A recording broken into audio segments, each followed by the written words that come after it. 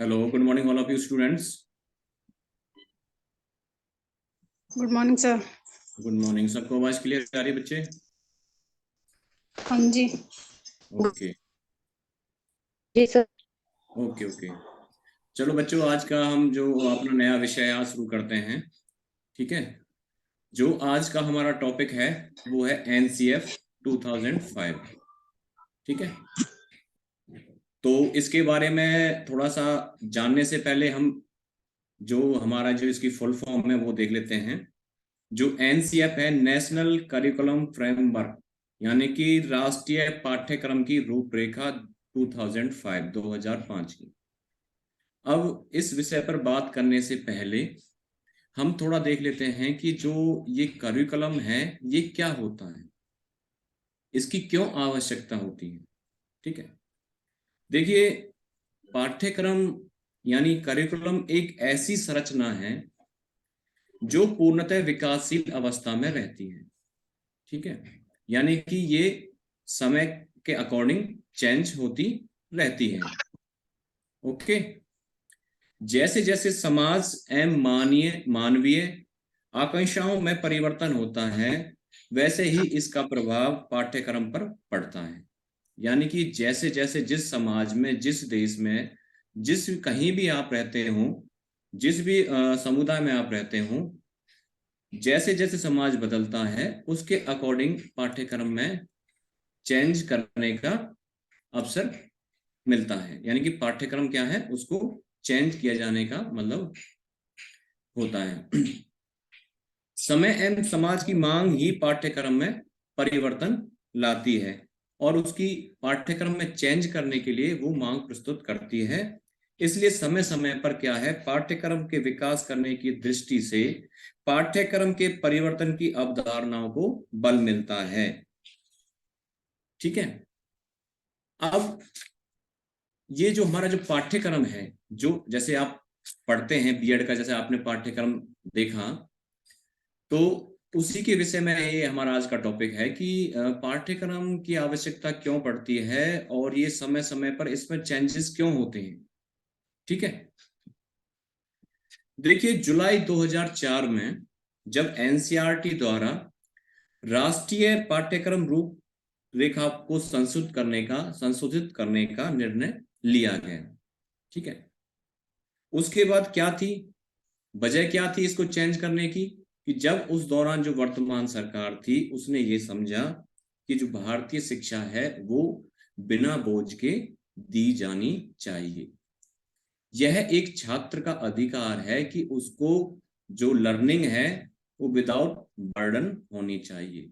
ठीक है, इसी कारण प्रोफेसर यशपाल, जो उस समय इसके अध्यक्ष थे, एनसीएफ जो बनाए गए थे 2005 के, जो नेशनल करिकुलम फ्रेमवर्क के अध्यक्ष बनाए गए थे, उनके अंडर ये कमेटी गठित की गई कि आप उन व्यूज को देखिए कि जो पाठ्यक्रम आज की आवश्यकता के अनुसार एक स्टूडेंट के लिए चाहिए या समाज की आवश्यकता के अनुसार वो हो।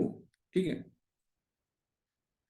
प्रोफेसर यशपाल के समिति में इसमें लगभग 35 अन्य सदस्य भी थे, इन्होंने पूरे वर्ल्ड लेवल, पूरे जो इंडिया लेवल पर क्या किया था, वर्क किया था पाठ्यक्रम के बदलाव के विषय के लिए। ठीक है, और ये पहला अवसर था जब इस समिति में उच्च संस्थानों के वरिष्ठ प्रतिनिधि, ठीक है, एनसीईआरटी के मेंबर्स और सरकारी और गैर सरकारी स्कूल के जो रिप्रेजेंटेटिव थे, प्रिंसिपल थे, उनको इसमें क्या किया गया था, पहली बार इंक्लूड किया गया था।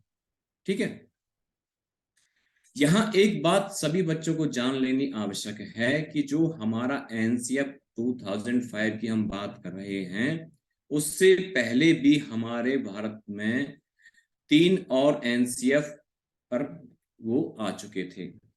कौन कौन से ईयर में आए थे?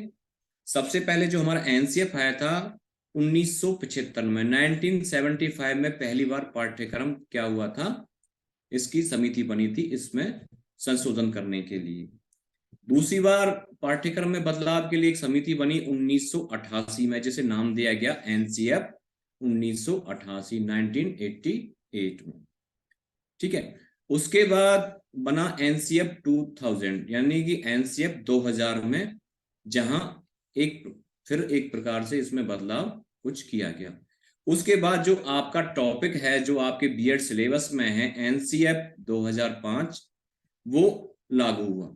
उसके बाद अभी कोई एनसीएफ में कोई चेंजेस वगैरह का कोई अभी समिति नहीं बनी है। हाँ, लेकिन जो अभी जो न्यू एजुकेशन पॉलिसी लॉन्च होने वाली है, उसमें इसमें प्रावधान है काफी चीजों को बदलने का। ठीक है, अब हम बात करते हैं कि जो एनसीएफ 2005 था, इसके उद्देश्य क्या थे, कि भाई क्यों ये सरकार को आवश्यकता पड़ी कि पाठ्यक्रम को कुछ चेंजेस उसमें किया जाने चाहिए। सबसे पहले उन्होंने बात करी कि भाई जो नॉलेज है, जो ज्ञान को क्या है, स्कूल के बाहर से जोड़ना। यानी कि जो छात्र कक्षाओं में सीखते हैं, उसका वो अनुभव अपनी निजी लाइफ, बाहर के जो संपर्क हैं उनके द्वारा वो ज्ञान प्राप्त कर सके। यानी कि जो नॉलेज उसने गेन की है क्लास में, उसको वो बाहर जाके क्या है, उसको जोड़ सके।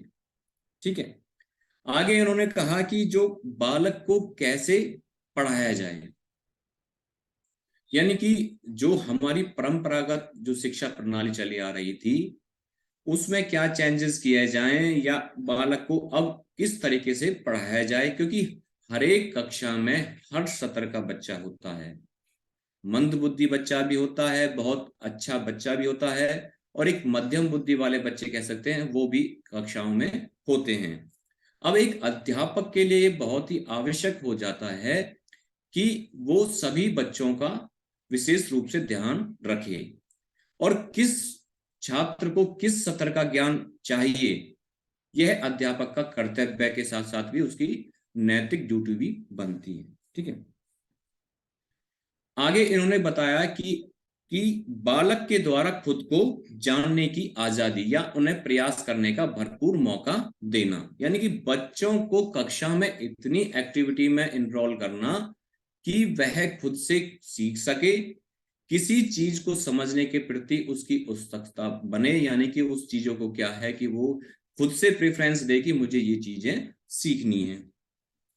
साथ में एनसीएफ 2005 में ये स्पष्ट रूप से कहा गया कि जो पढ़ाई में रटने की जो विधि है, उस प्रवृत्ति को धीरे धीरे समाप्त करना।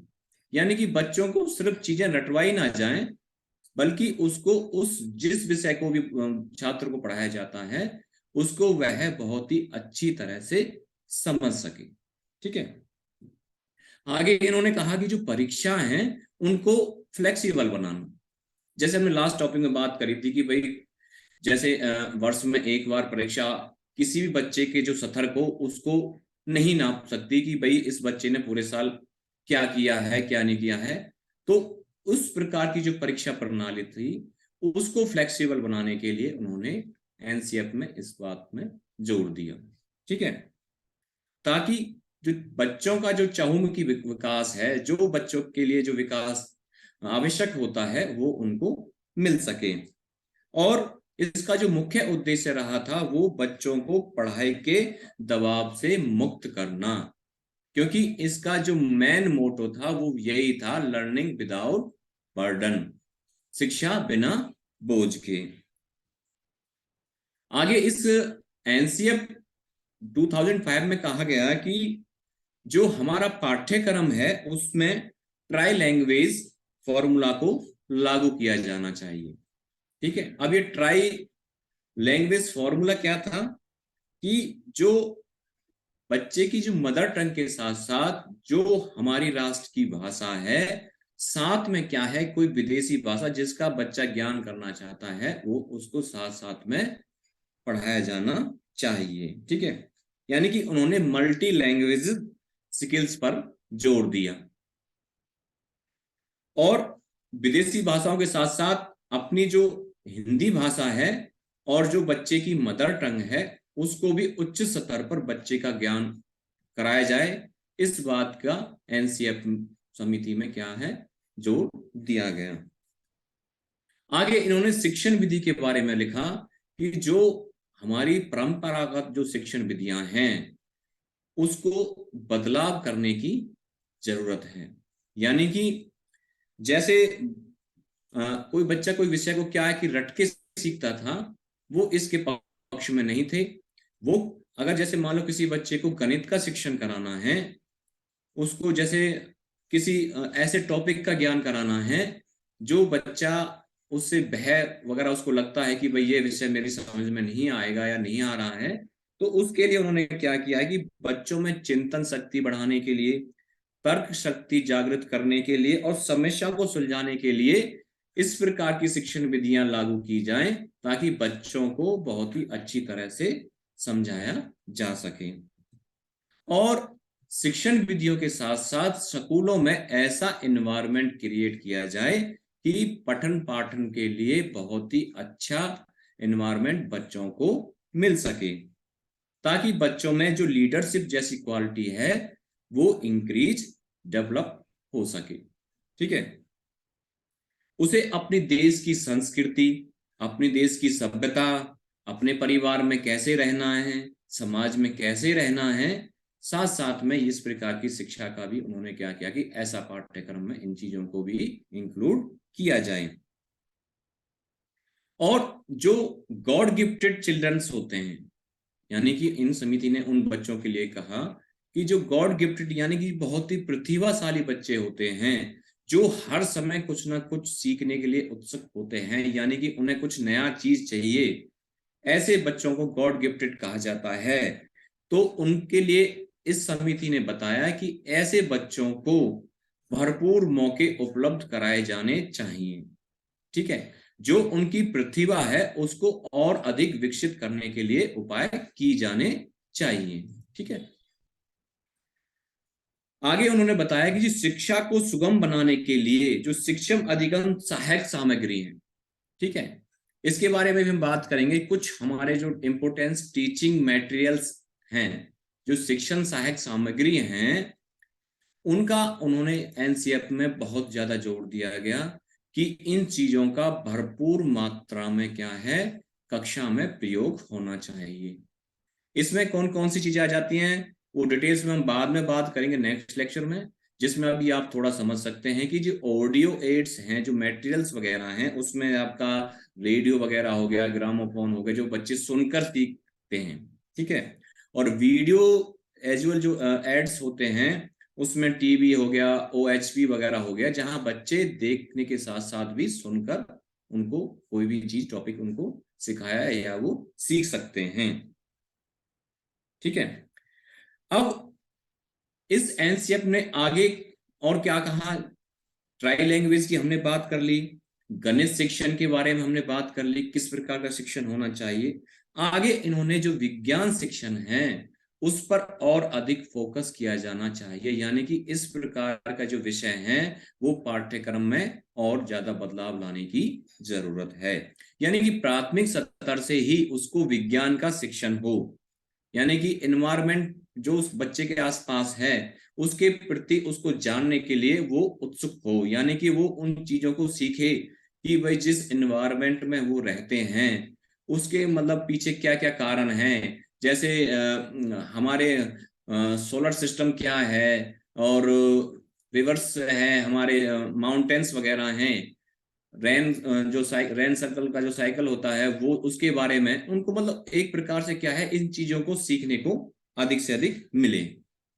सामाजिक विज्ञान विषय के पाठ्यक्रम में उन्होंने बताया कि यह विषय एक ऐसा है कि इसमें सिर्फ तथ्यों को रटने की बजाय उसमें बच्चे को स्वतंत्र रूप से सोचने के लिए अधिक से अधिक मौके दिए जाने चाहिए। यानी कि सामाजिक विज्ञान विषय एक ऐसा विषय है जिसमें आपका जैसे कि राजनीतिक शास्त्र आ जाता है, ठीक है, पॉलिटिकल साइंस वगैरह, और ये आपका सिविक्स वगैरह, और ये सारी चीजें क्या है सामाजिक विज्ञान में, इन्वायरमेंट वगैरह सारा कुछ, भूगोल वगैरह सारा कुछ इसमें आ जाता है। तो बच्चों को उन चीजों को रटने की बजाय उन चीजों को सोचना चाहिए कि ये चीज, इन चीजों के पीछे फैक्ट या तर्क वगैरह क्या है। ठीक है, कि भाई कैसे कहां पर बहुत ज्यादा बरसात होती है, इसके पीछे फैक्ट क्या है, कहीं बहुत ज्यादा, कहीं पर बहुत ज्यादा सूखा पड़ता है, उसके क्या कारण है, इसके बारे में सिर्फ रटे ना, उसके बारे में फैक्ट ढूंढे कि इनके पीछे ये चीजें कार्य कार्य करती हैं, तभी वहां पर अधिक वर्षा होती है या यहाँ कहीं पर बहुत ज्यादा सूखा पड़ता है। ठीक है। कला के बारे में उन्होंने बताया कि कला को क्या है, अन्य विषयों के साथ साथ पाठ्यक्रम में शामिल किया जाना चाहिए। अब ये कला में क्या क्या चीजों को उन्होंने इंक्लूड किया, जैसे शिल्प के बारे में आपने पढ़ा होगा, जो शिल्प शिक्षा है, जैसे जो कलाकृतियां वगैरह बनाते हैं, बहुत से जो ऐसे ऐसे एक्सपर्ट हैं जो बहुत ही बिल्कुल, जैसे आप अगर किसी की भी आप उनको एक शिल्प बनाने के लिए दिया जाए तो वो बहुत अच्छी तरह से उसको कह सकते हैं कि एक प्रकार से बिल्कुल हूबहू उसी तरह नक्शा बना देंगे आपके। ठीक है। तो इस प्रकार के जो प्रतिभाशाली जो छात्र हैं उनको इस प्रकार का जो शिक्षा है वो पाठ्यक्रम के लिए उनके लिए भी इंक्लूड किया जाना चाहिए। इसमें बहुत से अन्य कलाएं भी हैं, जैसे कि मिट्टी से अन्य खिलौने वगैरह बनाना, बर्तन बनाना वगैरह, और रंगमंच आदि इसमें आदि उन्होंने शामिल करने के लिए बोला था।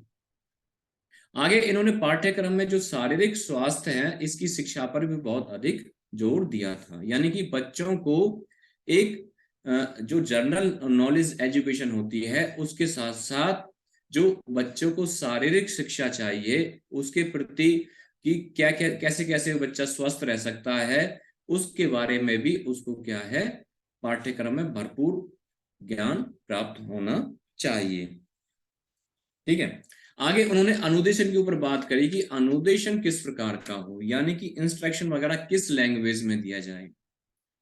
तो उन्होंने जैसे ट्राई लैंग्वेज फार्मूला के साथ साथ जो बच्चे की जो मदर टंग है, साथ साथ में हिंदी प्लस में जो बच्चा ज्ञान प्राप्त करना चाहता है, जिस भी विषय नॉलेज प्राप्त करना चाहता है अन्य विदेशी भाषाओं का, वो उसको प्राप्त होनी चाहिए। ठीक है। अब उन्होंने कुछ सिद्धांत रखे कि भाई जो एनसीएफ में जो पाठ्यक्रम है, उन्होंने क्या माना है कि जो पाठ्यक्रम है वो समय के अनुसार, समाज के अनुसार क्या है, नवीन जो पैटर्न है उसका बिल्कुल जो न्यू है उसके साथ चलना चाहिए। देखिए, अगर हम पुराने जो चला रहा है पाठ्यक्रम, अगर उसको ही आगे फॉरवर्ड करते रहेंगे तो बच्चा नॉलेज प्राप्त जो आज के टाइम में चाहिए वो उससे नहीं जुड़ पाएगा, और उसको वास्तविक जो नॉलेज चाहिए वो उसको प्राप्त नहीं हो पाएगी। यानी कि जो नवीन पाठ्यक्रम है, यानी कि समय के अनुसार जो हमारा जो चेंजेस हो रहे हैं, विज्ञान में चेंजेस हो रहे हैं, समाज में वगैरह में, देश में विदेश में जो भी चेंजेस हो रहे हैं उसके अकॉर्डिंग उसको नॉलेज मिल सके, इस प्रकार पाठ्यक्रम को समय समय पर क्या है नवीन पैटर्न से जोड़ना जरूरी माना। ठीक है। और छात्रों को पैटर्न के साथ साथ जो बच्चा जिस विषय में रुचि रखता है उस विषय को और अधिक संक्षेप रूप से पाठ्यक्रम में शामिल किया जाना चाहिए। आगे उन्होंने बताया जो विकलांग बच्चे हैं उनको भी जनरल बच्चों की तरह ही क्या है शिक्षा का पाठ्यक्रम उनको प्रोवाइड किया जाना चाहिए। ऐसा ना हो कि जो शिक्षा पाठ्यक्रम एक जनरल बच्चे के लिए है और वही पाठ्यक्रम जो एक विकलांग बच्चा है उसके लिए ना हो। तो इस प्रकार के भेदभाव की उन्होंने भी इस प्रकार से रोक लगाने की मांग की थी कि यानी कि पाठ्यक्रम सभी बच्चों के लिए एक जैसा होना चाहिए। ठीक है। छात्रों को चाहिए कि वो शिक्षकों से अधिक बातें करें, उनसे से अधिक अपनी जो प्रॉब्लम्स हैं वो बताएं, उनसे जो उनके डाउट्स वगैरह हैं उनको क्लियर करें, और साथ में शिक्षक का भी कर्तव्य बनता है कि वो छात्रों की ऐसी समस्याओं को क्या है निवारण करने के लिए हमेशा तत्पर रहे। ठीक है। साथ में इस एनसीएफ 2005 में कहा गया कि जो हमारे देश की संस्कृति है, जो सभ्यता है, उसके संरक्षण के लिए क्या है पाठ्यक्रम बने। ठीक है। और जिसमें साथ साथ में इस प्रकार का पाठ्यक्रम इंक्लूड किया जाए जो आज के समय के अनुसार हो, साथ साथ में बच्चे को मॉरल एजुकेशन भी प्रदान कर सके। ठीक है। और उसमें सामाजिकता और उपयोगिता का सिद्धांत भी इसमें इंक्लूड होना चाहिए। यानी कि प्रोफेसर यशपाल समिति ने एनसीएफ 2005 में ये चीजें रखी कि किस प्रकार का पाठ्यक्रम आज के समय के अनुसार होना चाहिए। अब देखिए, जो कोई विषय अगर हम किसी पर हम कार्य करते हैं तो जनरल सी बात है कि उसके ऊपर हम जब कार्य करते हैं तो कोई ना कोई समस्याएं हमारे सामने कुछ ना कुछ खड़ी हो जाती हैं। ठीक है, तो जब एनसीएफ 2005 ने काम करना शुरू किया तो उनके सामने भी कोई थोड़ी जो कुछ बैरियर्स उनके सामने आई। वो बैरियर कौन कौन सी हैं, कई बार एग्जाम में पूछ लिया जाता है, उनको भी एक बार देख लेते हैं। कि देखिए, जब एनसीएफ 2005 ने अपनी इस पर वर्क करना शुरू किया कि पाठ्यक्रम में जो चेंज है वो किस प्रकार का होना चाहिए, तो उनके सामने जो सबसे पहली जो समस्या आई वो आई जो पुराने समय की जो परंपरा है उसकी समस्या उनके सामने प्रकट रूप से प्रकट हुई।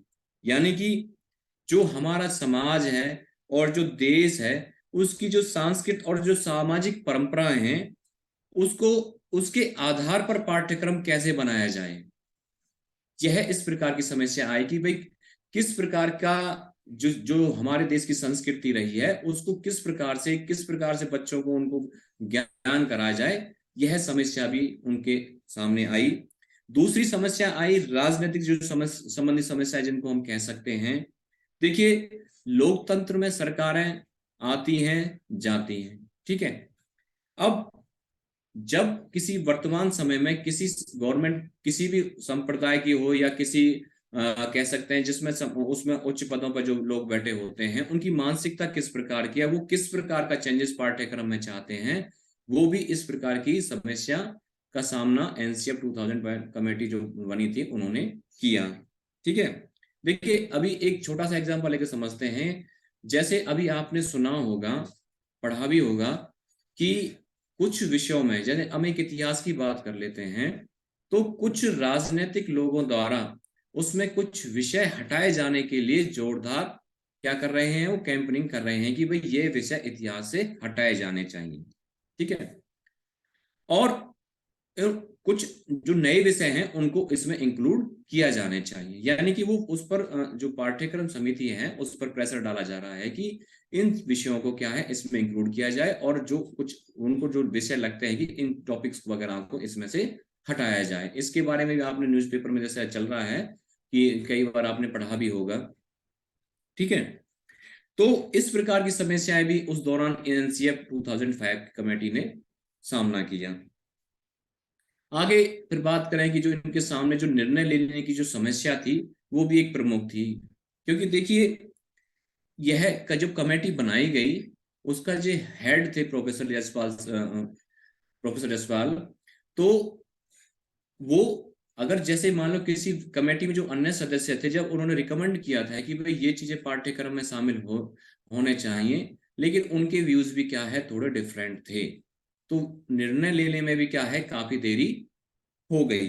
ठीक है, आगे इन्होंने जो कमेटी ने जो समस्या का सामना किया वो था धन संबंधी।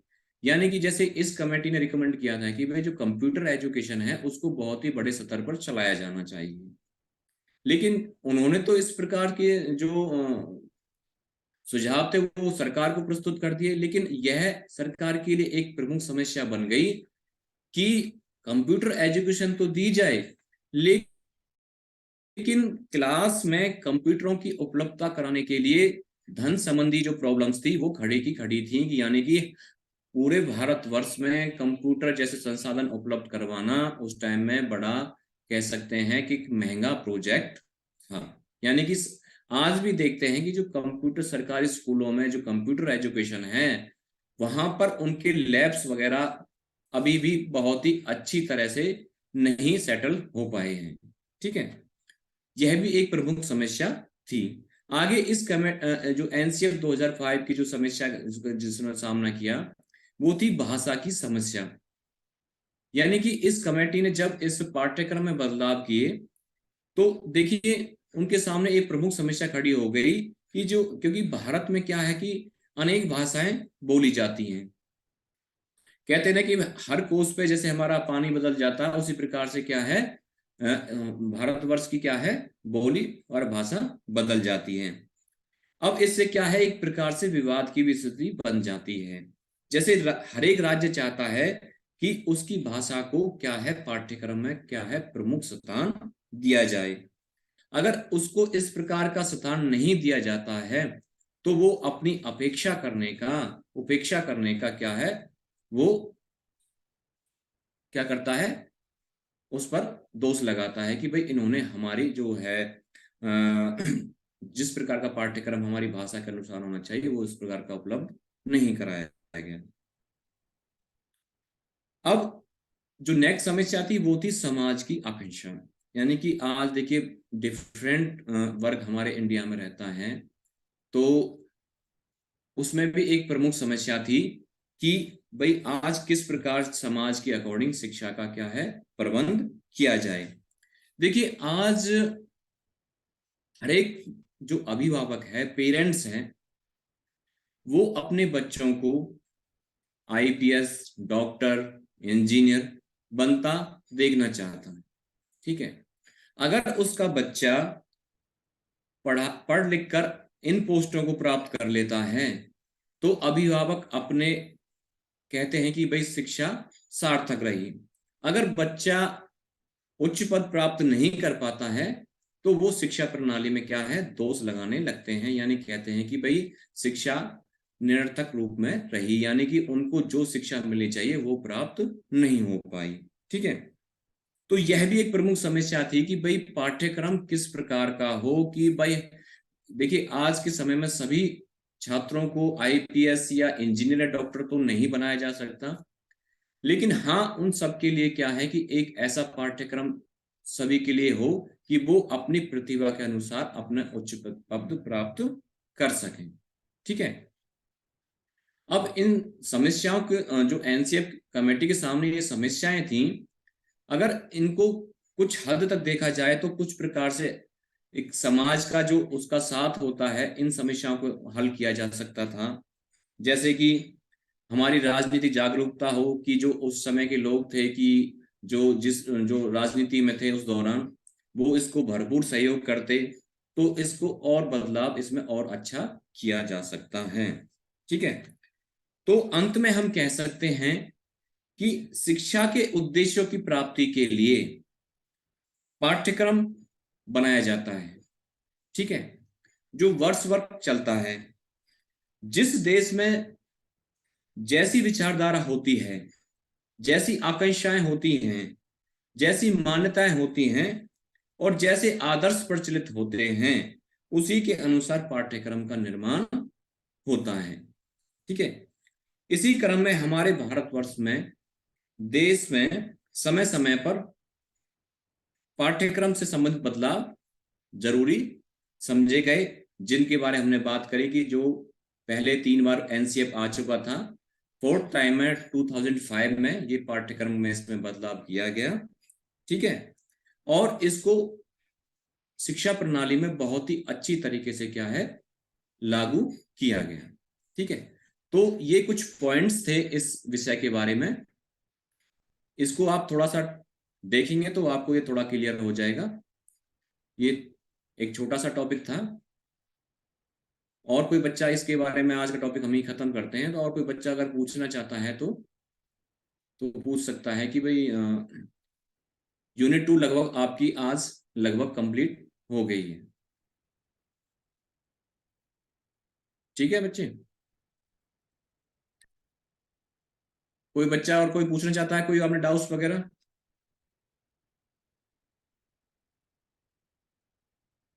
सभी को आवाज क्लियर आ रही है?